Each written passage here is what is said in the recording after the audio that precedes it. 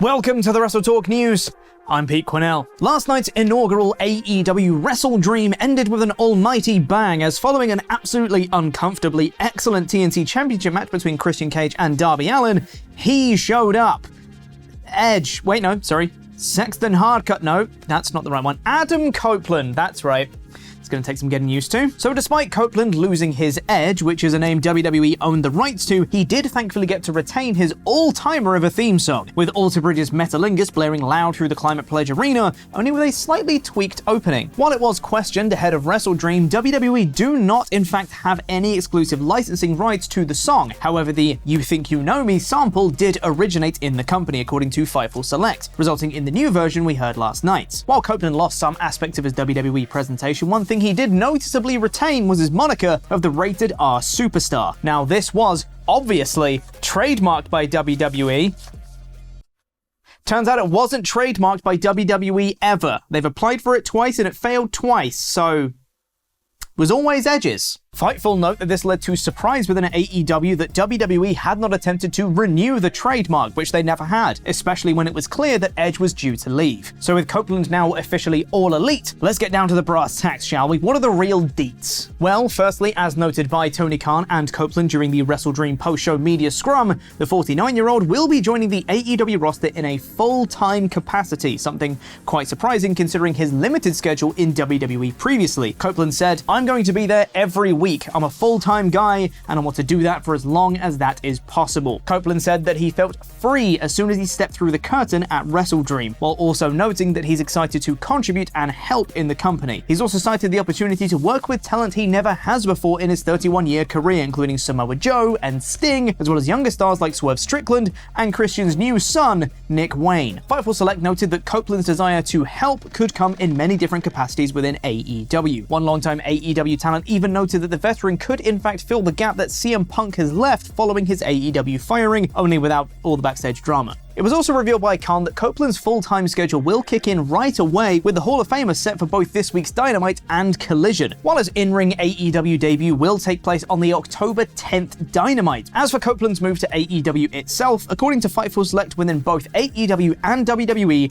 the news has been far from unexpected. While one of Copeland's ex-colleagues, Kurt Angle, recently stated on the Kurt Angle Show that he thought Edge was too loyal to WWE to consider moving to AEW, that was of course not the case. In fact, word had reportedly spread regarding Copeland's arrival in AEW from as far back as mid-August from several AEW talents. As well as this, a WWE veteran believed Copeland was a lock to become All Elite, with others close to Edge being sure of the move even before his final WWE match against Sheamus on August 18th. Although it was expected by talent across AEW and WWE, Copeland's debut was kept somewhat under wraps despite him spending the entire weekend in Seattle and meeting up with Darby Allin to hang out. As for WWE's internal reaction to Copeland's move, according to Fightful Select, the overall consensus is that WWE are happy for him, with a Rated R Superstar leaving on good terms and will be welcome back in the future if he chose to return. Interestingly, despite being reportedly removed from internal roster listings within WWE, Edge is still currently listed as an active member of the SmackDown brand, but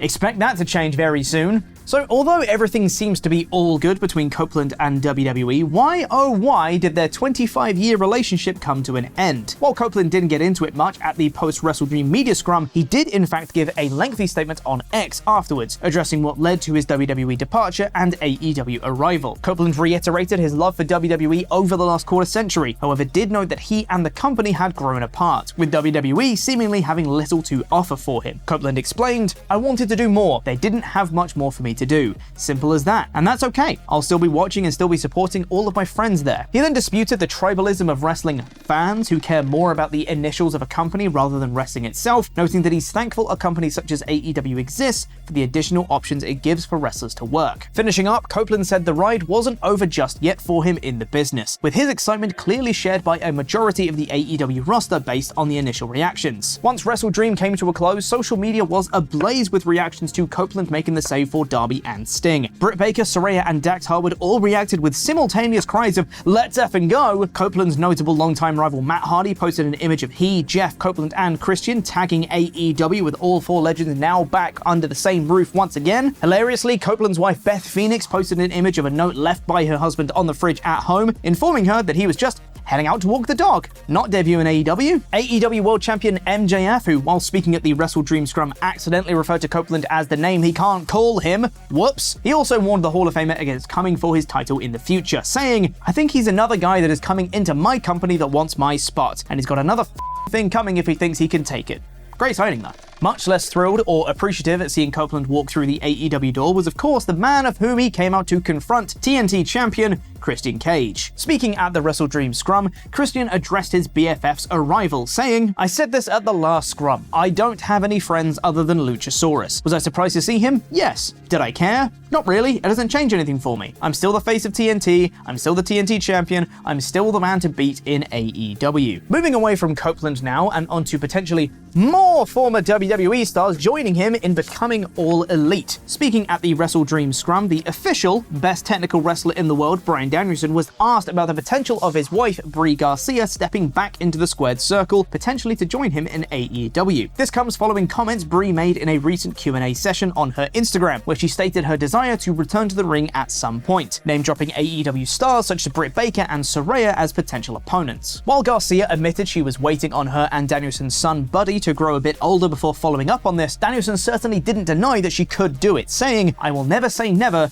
on Brie returning to the ring. I will say this, Brie is the boss in our family. If she wants to come do it, it'll get done." While that move doesn't seem likely anytime soon, one that may in fact materialize in the near future is that of former WWE and Impact star Sami Callihan. Callihan is now officially a free agent, with his Impact contract expiring as of today. While there have been no teasers from Callihan on where he may wind up, according to Fightful Select, there are a number of people pushing for AEW to snap up the 36-year-old, including Callihan's former tag partner, Jon Moxley. Fightful notes that Callahan's name has been thrown around in other companies in a producer role, so this one is one more to keep an eye on. While a WWE to AEW move is way more commonplace, last week we saw the second biggest AEW to WWE switch in history, as former TBS champion Jade Cargill was announced to have signed a multi-year deal. With WWE already rolling out the red carpet for Cargill upon her arrival, it seems like she is being groomed for big things in her new home. However, is there in fact a different reality where the former TBS champion stayed put in AEW? Well, TK was asked about Cargill's switch at the WrestleDream scrum, revealing that he'd made Jade 2 big contract offers prior to her departure, describing them as very fair, yet Cargill never agreed. Despite being surprised at Cargill's decision to turn down the deal,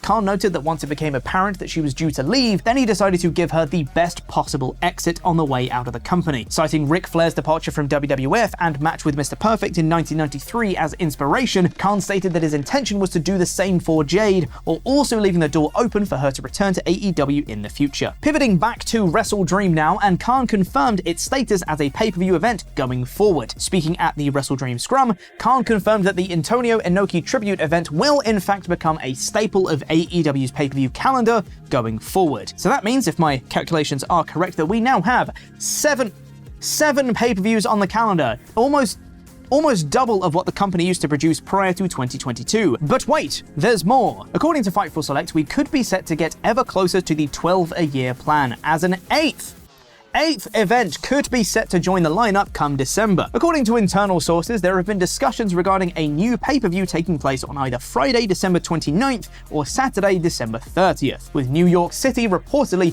the likely destination. And to finish up today, it's a lightning round of WrestleDream news. On the already not-so-hot AEW injury front, international champion Rey Fenix was taken to the back off-camera during the AEW Tag Titles #1 Contender match, with partner Penta forced to compete on his own. While the full extent of his injury isn't known, he did sport a taped-up shoulder, with it reported that Fenix was hurt in the same match that saw Jon Moxley concussed at Dynamite Grand Slam on September 20th. Elsewhere, Aussie Open's Mark Davis took to X after his and Carl Fletcher's failure to capture the AEW World Tag Championships to confirm that he was also injured at WrestleDream, saying, "Sometimes you win 'em, sometimes you snap your wrist." We would like to wish both Fenix and Davis all the best in their recoveries and hope to see them healthy again soon. As for Jon Moxley, it was reported that before his concussion, he was scheduled to defend his International Championship against a non-AEW wrestler at WrestleDream. Despite Tom Lawler and Josh Barnett being rumored, and the latter competing on the 0-hour pre-show against Claudio Castagnoli, Fightful Select confirmed that neither were indeed planned to face Mox. However, the identity of who was indeed planned could not be learned, with it only said that it was another